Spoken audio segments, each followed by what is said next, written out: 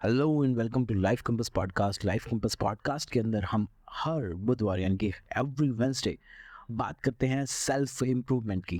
कैसे हम अपनी लाइफ को बेटर बना सकते हैं, क्या क्या प्रैक्टिसेस हम कर सकते हैं लाइफ के अंदर जिससे हमारी लाइफ और बेटर बन सकती है। आई नो आप सब बहुत सारी कोशिश कर रहे हैं, बट क्या और भी कुछ किया जा सकता है? क्या और चीज़ें सुधारी जा सकती हैं? क्या और चीज़ें बेटर की जा सकती हैं?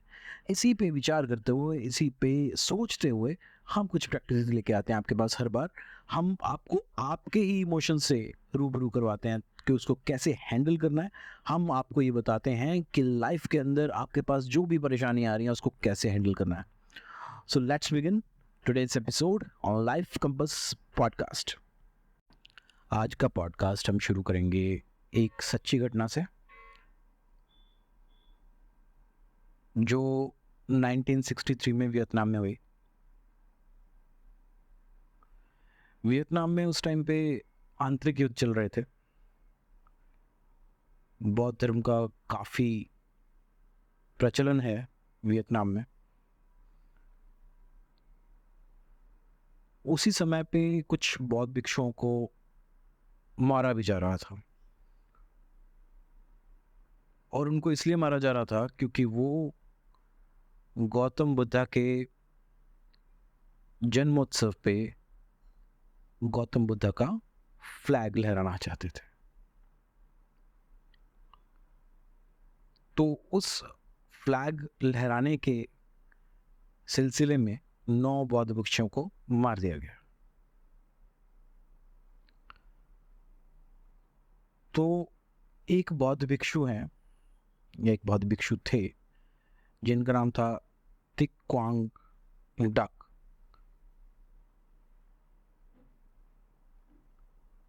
10 जून 1963 को यूएस रिपोर्टर्स को इन्फॉर्म किया गया कि कुछ बड़ा होने वाला है। कंबोडियन एम्बेसी के बाहर जो रोड है उस पे कुछ बड़ा होने वाला है। तो कुछ जर्नलिस्ट पहुंचे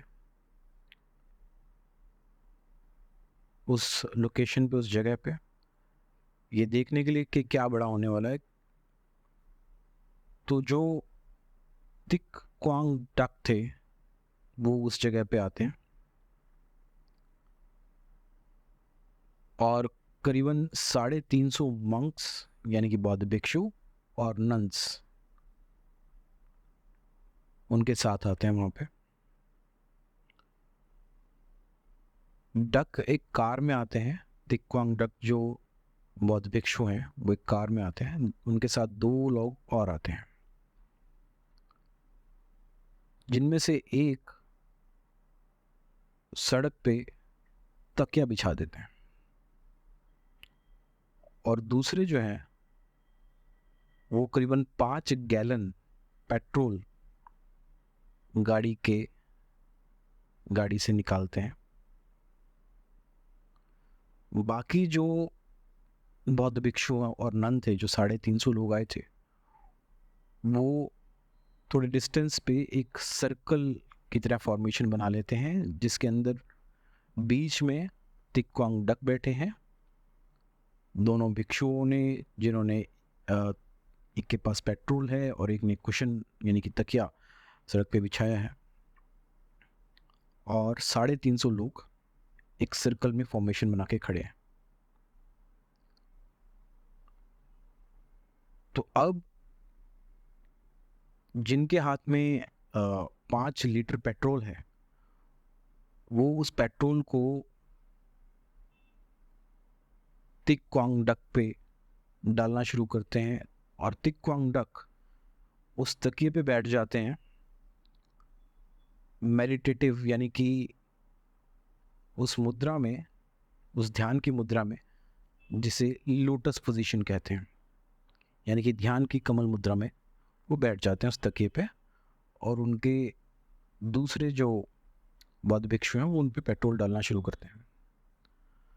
अब तिक क्वांग डक एक माचिस जलाते हैं और खुद को आग लगा लेते हैं। वो उसी मुद्रा में रहते हैं जब तक वो पूरी तरह से जल नहीं जाते, मर नहीं जाते, तब तक वो उसी मुद्रा में रहते हैं।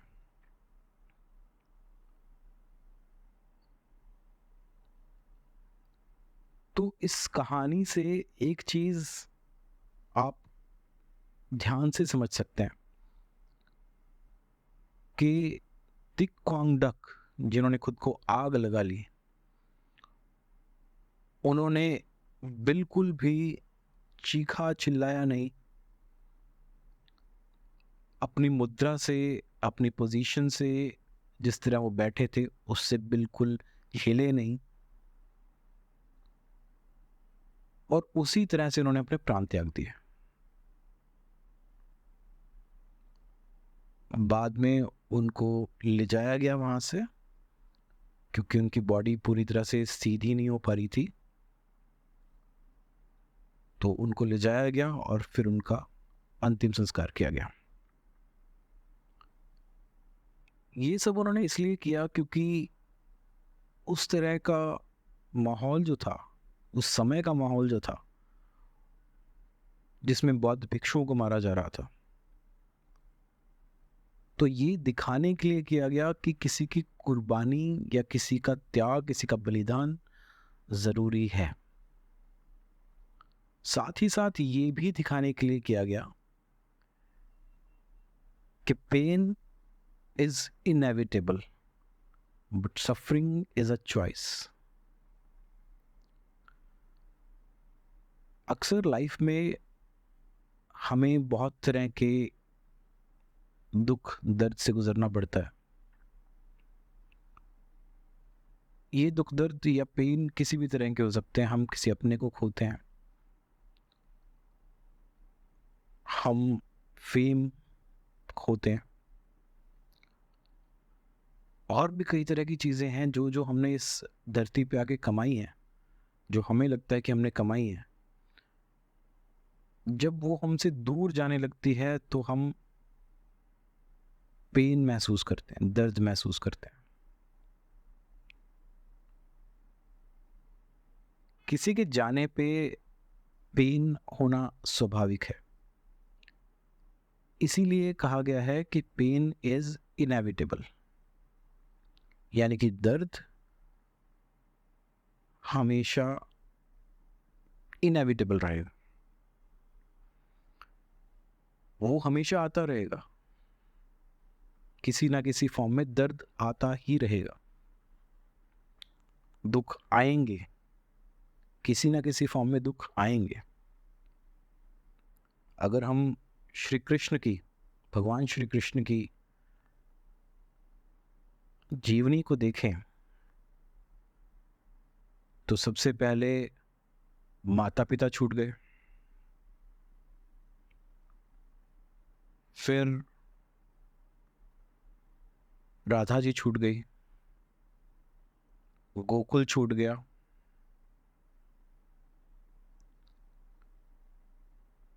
तो उन्होंने अपनी जीवन में त्याग बहुत किए हैं। पर आज तक हम जिस भी जगह पे भगवान श्री कृष्ण की मूर्ति देखेंगे या जो छवि हमारे मन में भगवान श्री कृष्ण की होगी, वो हमेशा मुस्कुराता हुआ चेहरा है। जीवन भर उन्होंने त्याग किया, पर कभी भी उन्होंने अपनी मुस्कान नहीं छोड़ी। वो हर क्षण, हर परिस्थिति में मुस्कुराते रहे।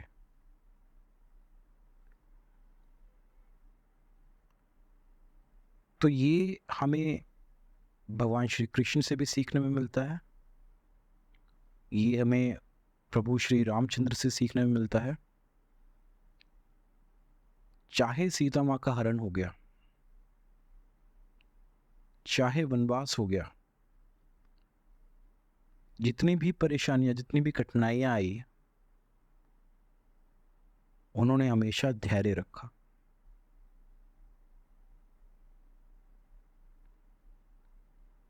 श्री प्रभु राम सिर्फ एक बार अधीर हुए थे। वो समय तब था जब उनके प्रयास करने के बाद, उनकी विनती करने के बाद समुद्र ने उनको रास्ता नहीं दिया था। लंका तक जाने के लिए समुद्र ने जब रास्ता नहीं दिया था, तब प्रभु श्री राम अधीर हुए थे। पर वो भी एक प्रभु की लीला होती है, उसमें भी प्रभु की लीला थी। हम इस बात को इन सभी चीजों से समझ सकते हैं कि पेन इज इनएविटेबल। अगर भगवान के अवतार जो हुए, जो भगवान स्वयं धरती पे आए, उनकी जीवन में जब पेन आ सकता है तो हम तो मनुष्य हैं। हमारे जीवन में तो पेन हर दिन हर क्षण किसी ना किसी फॉर्म में, किसी ना किसी रूप में आता रहता है। पर कितना हम सफर करते हैं उससे, वो तो हमारे हाथ में है।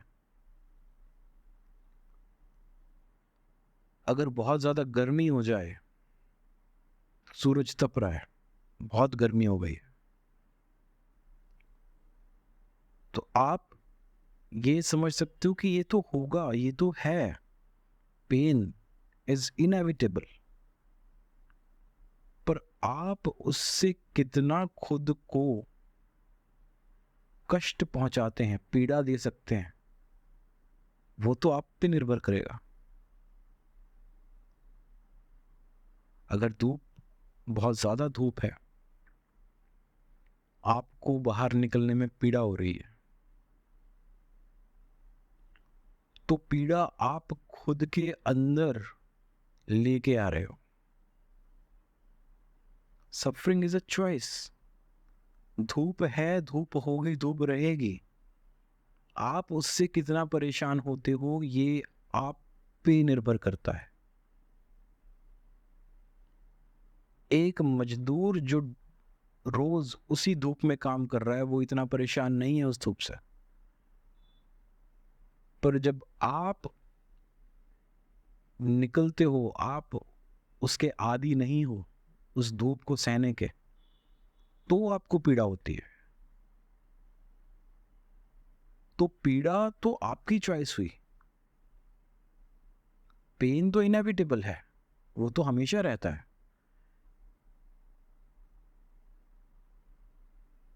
किसी का चले जाना आपके जीवन से, ये होता है, सबके साथ होता है।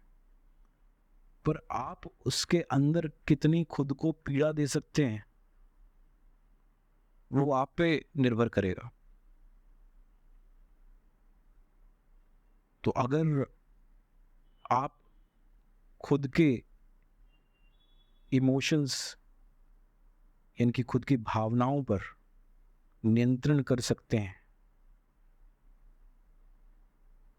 तो आप इस पीड़ा से बच सकते हैं। आप इसको जाने दे सकते हैं। कष्ट रहेंगे, हमेशा रहेंगे। कोई भी इंसान ऐसा नहीं है, ना हुआ है, जिसने पूरा जीवन सुख में बिताया।